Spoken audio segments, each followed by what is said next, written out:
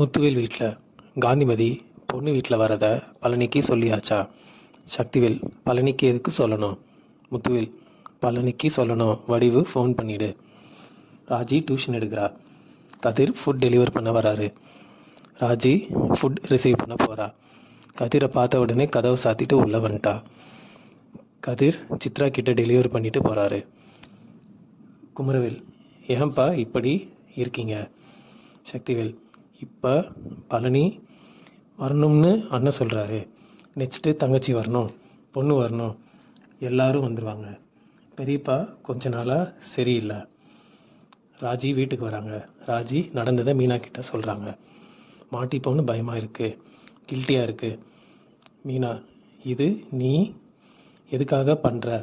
கதிர்க்கு support பண்ண தானே, நடக்கிறது பார்த்துக்கலாம்.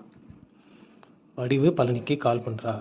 பொண்ணு வீட்டில் வராங்கன்னு சொல்கிறா, கூப்பிடுறா. பழனி நான் வரேன். பழனி பாண்டியன் கிட்ட அனுமதி கேட்குறாரு. பாண்டியன் ஓகே சொல்கிறாரு. 4 மணிக்கு நான் வெளியே போயிட்டு வந்த உடனே போயிட்டு வா. சரவணன் கல்யாணத்துக்கு அப்புறம் தானே குமரவேல் கல்யாணத்துக்கு பேச ஆரம்பிச்சிட்டாங்க. போட்டிக்குனே பண்ணுவாங்க. சரவணனும் தங்கமயிலும் ரெசார்ட்டில் ஃபோட்டோ எடுத்துக்கிறாங்க. பழனி பாண்டியன் வர வெயிட் பண்ணுறாரு. 7 மணி ஆகுது, இன்னும் பாண்டியனை ஆளக்கானோம். 2 ஃபோன் வர பண்ணிட்டாரு, எடுக்கலை. அவர் சொல்லிட்டு போயிருக்காரு, வரட்டும்னு வெயிட் பண்ணுறாரு. பாண்டியன் வராரு. நீ எதுக்குல சும்மா ஃபோன் பண்ணிட்டு இருக்க? விஷயத்த கேள்விப்படுறாரு. பழனி நான் மறந்துட்டேன்டா, நீ உடனே கிளம்பு. லேட் ஆக்குனதுக்கு ரொம்ப கவலைப்படுறாரு. எனக்கு கல்யாணம் ஆனப்போ பழனி தானே கூட இருக்கான்.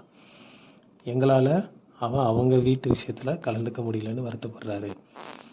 செந்தில் போனதுக்கப்புறம் இப்படி பாசத்தை தெளிக்கிறாரே, என்னை பற்றி ஏதாச்சும் சொல்லியிருக்காரான்னு அவங்க தாத்தா கிட்ட கேட்குறாரு. தாத்தா சொல்லியிருக்காரு. செந்தில் இவரை புரிஞ்சிக்கவே முடியலையே. இதோட எபிசோடு இங்கே முடியுதுங்க.